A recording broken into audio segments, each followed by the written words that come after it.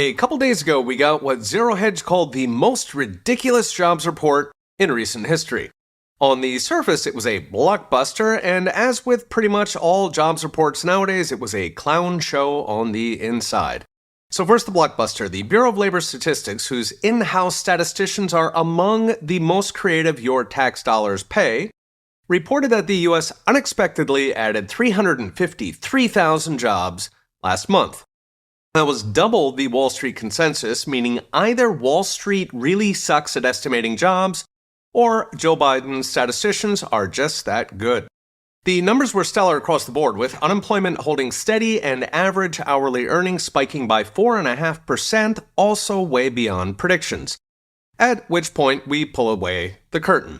Start with that amazing job growth. It turns out it isn't real, it was magicked up by BLS statisticians slashing the work week. Now, if you pretend there's fewer hours, the pay per hour magically jumps. Not because people were paid more, but because you assumed, with no evidence, the work week down. In fact, they slashed it all the way down to 34.1 hours, note 40 is full-time. Outside COVID lockdowns, that is a number we have not seen since the depths of the 2008 crisis. In other words, the only way wages are stellar are if you assume that hours are being cut to 2008 crisis territory. Why would you do that? Two reasons. Either we are actually in the depths of a 2008 crisis, blockbuster or no, or you need some extra budget from the White House and told your statisticians to get extra creative. Worse is the jobs themselves.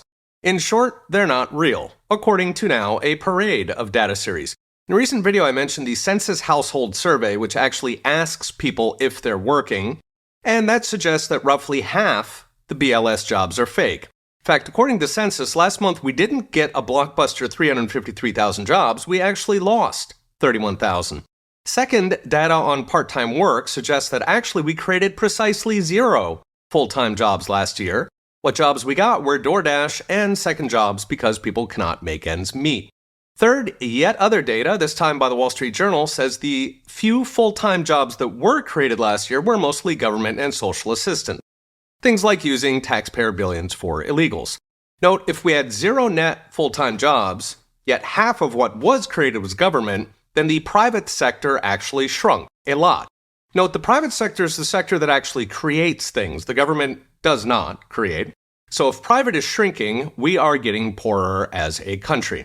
And finally, speaking of illegals, new data says the US economy has created literally 0 jobs for native-born workers since 2018.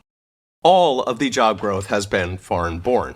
So how can the numbers be so far off, you ask? One word, seasonal adjustment. In fact, comparing raw data to the BLS seasonal adjustment, there's literally a 3 million job difference. Now, seasonal adjustment is legit, say Christmas-time warehouse workers or summertime fruit pickers, but 3 million in statistical adjustment leaves a whole lot of room to do friends for your favors at the White House.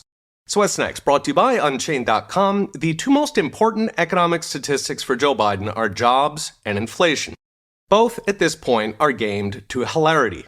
The facts on the ground are what Americans are saying in opinion polls, that things are hard and getting harder, but the media will keep gaslighting and Americans will keep believing what they see with their own eyes. Okay, we'll be watching. See you next time.